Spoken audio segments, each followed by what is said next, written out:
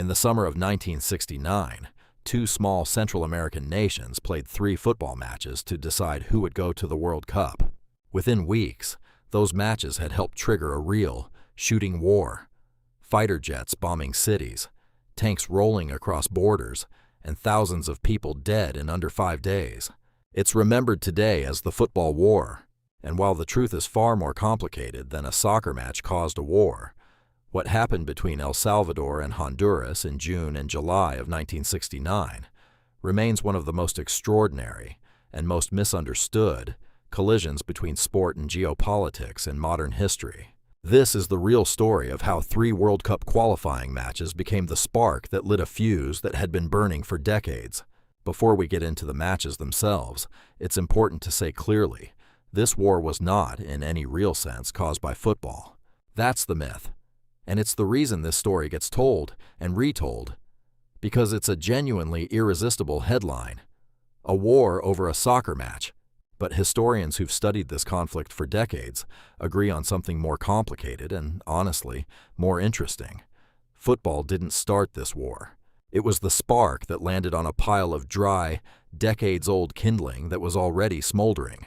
Land disputes, mass migration, economic inequality, and a regional trade organization falling apart. All of it had been building toward a breaking point for years. The football matches didn't create that tension. They gave it a face, a date, and a trigger. So to really understand what happened in July 1969, we need to go back further than the opening kickoff. To understand the football war, you first have to understand just how different El Salvador and Honduras actually were, geographically and demographically, in the 1960s. Honduras is more than 5 times the physical size of El Salvador, but by 1969, El Salvador's population was more than double that of its much larger neighbor. El Salvador was the most densely populated country in mainland Latin America, a small nation of volcanic terrain and limited farmland, packed with people who desperately needed land to farm and work to survive. Honduras, by contrast, was vast, underpopulated, and had enormous stretches of open, undeveloped land. It's not hard to see what happened next. Starting in the early 20th century and accelerating dramatically through the 1950s and 1960s, hundreds of thousands of Salvadorans crossed the border into Honduras, looking for farmland and opportunity that simply didn't exist back home. By 1969, estimates suggest more than 300,000 Salvadoran immigrants were living in Honduras, many of them without formal papers, having settled on land, built homes, and started families over the course of 1 or even 2 decades. For years, this migration was tolerated, even quietly encouraged, because Salvadoran labor was cheap, and Honduran landowners benefited from it. But underneath that toleration, resentment was building on both sides. By the late 1960s, Honduras was under pressure. The country's own citizens were struggling to access farmland, much of which was controlled by large landowners and foreign banana companies. In response, the Honduran government began implementing a land reform law, one that redistributed unused or underutilized land back to landless Honduran citizens. Here's the problem. A huge amount of the unused land targeted for redistribution was actually being farmed by Salvadoran immigrants, many of whom had lived on it for years without formal legal title, because the immigration bureaucracy of the era simply hadn't kept pace with the informal settlement patterns of the previous decades.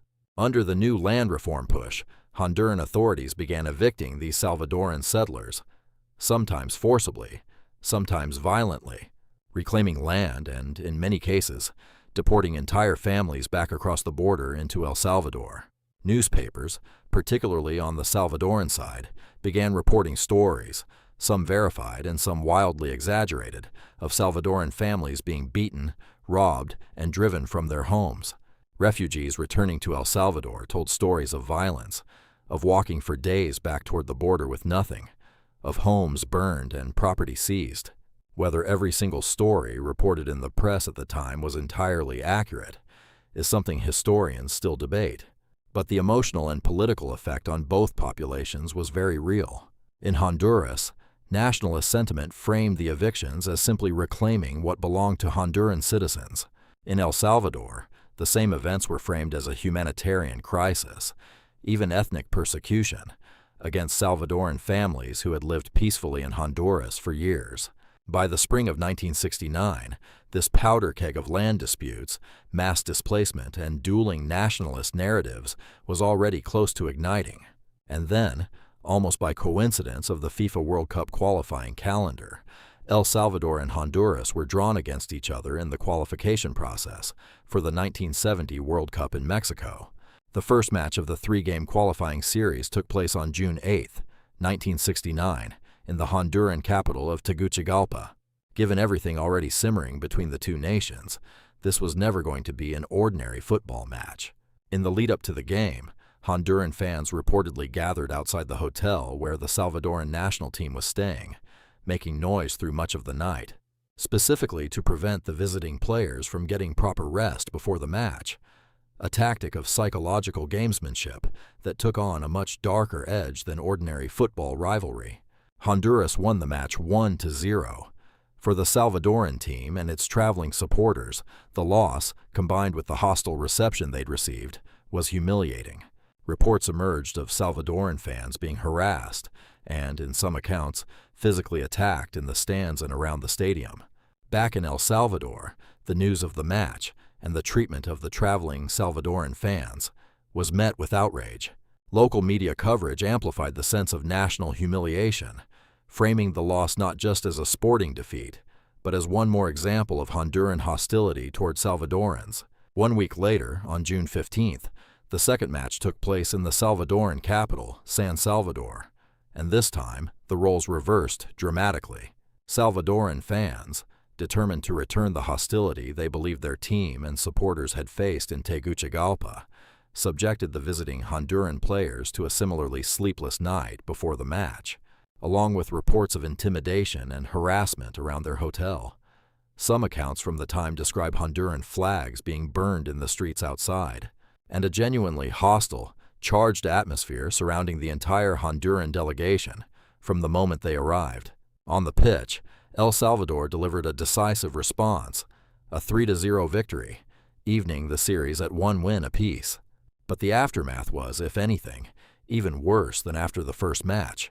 Honduran newspapers and radio stations reported, and in many cases dramatically exaggerated, stories of violence against Honduran fans and the national team's traveling party.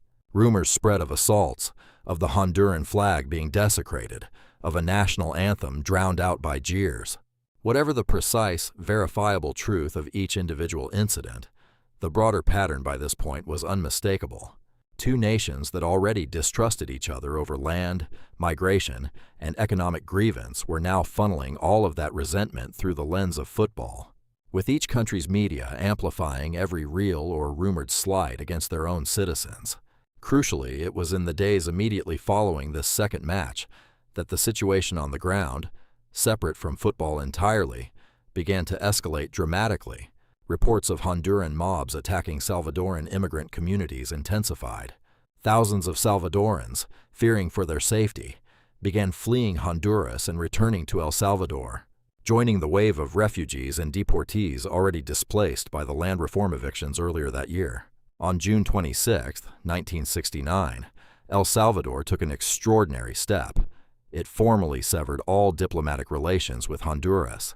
The Salvadoran government issued a statement accusing Honduras of failing to take any effective action to stop what Salvadoran officials characterized, in remarkably strong language, as crimes against Salvadoran nationals living in Honduras. Violence the Salvadoran government described in terms bordering on ethnic persecution. That same day, June 26, 1969, a decisive, winner-take-all playoff match between the two teams was held on neutral ground in Mexico City. Since the two-game format had ended in a 1-win-apiece tie, with diplomatic relations already severed and tensions at a boiling point in both capitals, El Salvador won the match 3-2 after extra time, securing their place in the 1970 World Cup and eliminating Honduras from qualification entirely. For Honduras, it was a bitter, painful loss layered directly on top of weeks of escalating hostility. For El Salvador, the victory was celebrated as a moment of national pride. But by this point, it barely mattered who had actually won the football. The two nations were no longer just football rivals. They were, in every practical diplomatic sense, enemies. In the 3 weeks between the playoff match and the outbreak of actual fighting, tensions between the two countries continued to spiral, almost entirely disconnected now from football itself. Salvadoran refugees continued streaming back across the border from Honduras. By some estimates, well over 100,000 people displaced in total over the preceding months, many arriving with nothing, having walked for days, some reporting that they'd been forced from land and homes they'd lived on for 15 or 20 years. The scale of the displacement placed enormous strain on El Salvador's economy and infrastructure, worsening an already severe land shortage in a country that was, per capita, one of the most densely populated in the hemisphere. Meanwhile, in both countries, government-aligned media outlets ramped up nationalist rhetoric, each side portraying the other as the aggressor, each government facing intense domestic political pressure to respond forcefully. In El Salvador specifically, President Fidel Sánchez Hernández faced mounting pressure from military hardliners and public opinion alike to take decisive action. Border skirmishes between military patrols on both sides became increasingly frequent through early July. What had started as football-adjacent hostility had by mid-July become a genuine, live military confrontation waiting for a spark. On July 14, 1969, just under 3 weeks after that decisive playoff match in Mexico City, El Salvador launched a full military offensive against Honduras. In the late afternoon, the Salvadoran Air Force struck targets inside Honduran territory. Simultaneously, Salvadoran ground forces launched major offensives along the primary road connecting the two nations and against Honduran-controlled islands in the Gulf of Fonseca. The Salvadoran military, considerably larger and significantly better equipped than its Honduran counterpart, made rapid early progress. Salvadoran forces, using Belgian-made automatic weapons and lightly armored jeeps reinforced with steel plating, pushed 20 to 30 kilometers into Honduran territory within the first day of fighting. By some accounts, Honduran defenders in certain sectors were left facing this modern firepower with little more than machetes and aging rifles, a stark illustration of just how mismatched the two militaries actually were heading into the conflict. By the evening of July 15th, the Salvadoran army had forced Honduran forces into a retreat along several fronts. It appeared, in the war's opening 36 hours, that El Salvador's offensive might achieve a swift and decisive military victory. But while El Salvador dominated on the ground, Honduras held a critical advantage in the air. The Honduran Air Force launched retaliatory strikes against strategic Salvadoran targets, including oil storage facilities, significantly damaging El Salvador's fuel reserves and infrastructure. This air campaign proved to be a turning point. As Salvadoran ground forces continued advancing into Honduran territory, they began running critically low on fuel and supplies. Their advance had outpaced their own logistics, and with fuel reserves damaged by Honduran airstrikes back home, the offensive that had looked so decisive in its first 2 days began to stall out entirely. By some historical accounts, Salvadoran forces quite literally ran out of gas for their vehicles in the middle of Honduran territory, halting their advance not through Honduran resistance on the ground, but through simple logistical collapse. With El Salvador's offensive stalled and both nations facing mounting international pressure, the conditions were finally in place for outside intervention to bring the fighting to an end. The Organization of American States moved quickly to intervene diplomatically, calling for an immediate ceasefire and the withdrawal of Salvadoran forces from Honduran territory. Under mounting regional and international pressure, a ceasefire was negotiated on the night of July 18th, taking full effect on July 20th, bringing the active fighting to a close after approximately 100 hours, which is where the conflict earned its other nickname, the 100-Hour War. Salvadoran troops formally withdrew from Honduran territory in early August, following continued diplomatic pressure and negotiation. But the ceasefire, while it stopped the shooting, resolved almost none of the underlying issues that had caused the conflict in the first place. The toll of just 100 hours of fighting was devastating for two relatively small nations. Estimates of the total death toll vary across different historical sources, ranging from roughly 2,000 up to as many as 6,000 people killed, with thousands more wounded. Beyond the immediate military casualties, the broader displacement crisis triggered by the surrounding tensions is estimated to have uprooted somewhere in the range of 100,000 to 300,000 people in total, a staggering number for a region with such a small overall population. The economic damage extended well beyond the immediate human toll.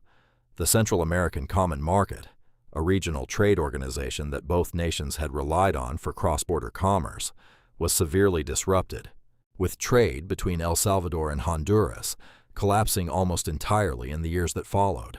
For a region that was already economically fragile, the war set back regional development and cooperation for years, arguably contributing to political and economic instability that both countries would continue grappling with for decades afterward. Remarkably, despite the ceasefire ending active combat within days, a formal, comprehensive peace treaty between El Salvador and Honduras was not signed until October 30th, 1980, more than 11 years after the fighting itself had stopped. For over a decade, the two nations remained in a state of unresolved diplomatic and territorial tension, without formal peace, without normalized relations, and with unresolved border disputes hanging over the entire region. That 1980 peace treaty finally established a framework for resolving the underlying border disputes that had never actually been settled by the ceasefire, including the long-contested boundaries around the Gulf of Fonseca and several specific sections of the land border between the two countries.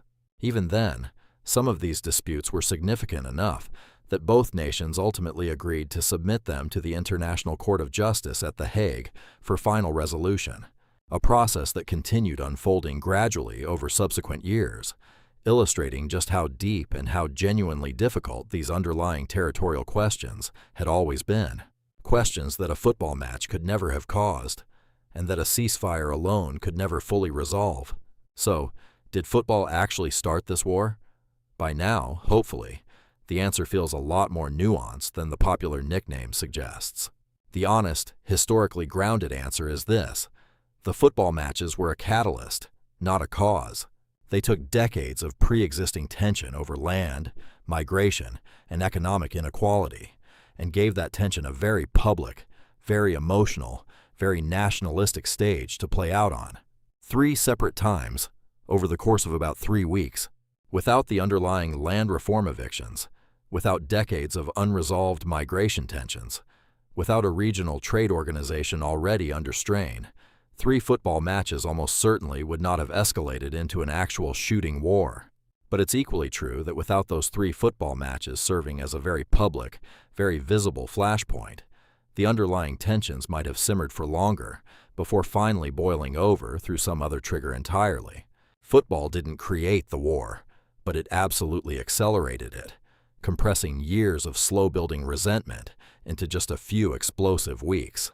It's worth spending a moment specifically on the role newspapers and radio played in turning football rivalry into full-blown national hatred, because this is one of the most under-discussed parts of the entire story. In both countries, media outlets in 1969 were, by modern standards, remarkably unrestrained in how they covered the unfolding tension, and in many cases, openly aligned with nationalist political interests, rather than operating as neutral observers. In El Salvador, newspapers ran front-page stories detailing, in graphic terms, alleged atrocities committed against Salvadoran migrants in Honduras, accounts of beatings, of property destroyed, of families forced from land at gunpoint.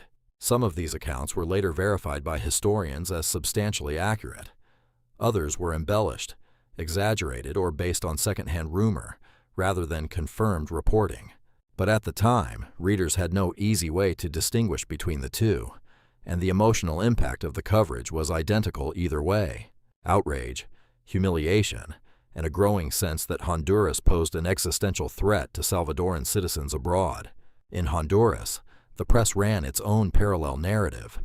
Stories emphasizing Salvadoran aggression, the burden of hosting hundreds of thousands of foreign migrants, straining Honduran land and resources, and alleged violence committed by Salvadoran fans and nationals against Honduran citizens and property.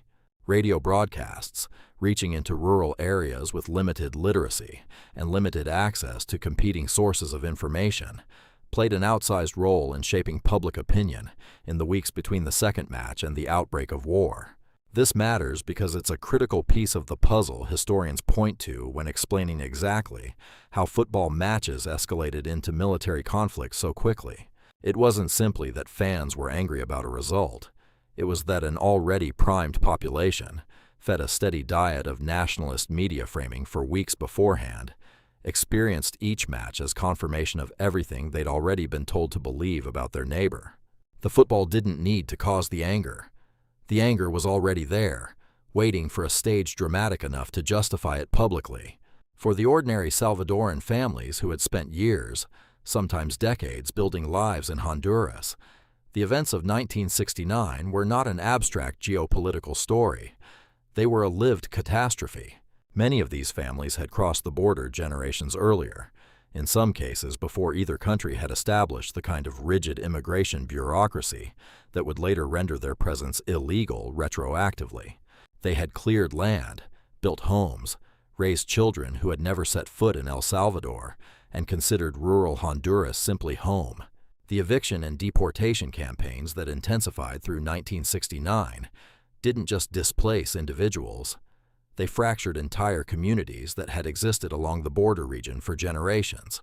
Oral histories collected by historians and journalists in the decades since describe farmers forced to abandon crops mid-harvest, families separated as some members were deported while others attempted to remain, and a genuine, lasting sense of statelessness among people who no longer felt fully at home in either country.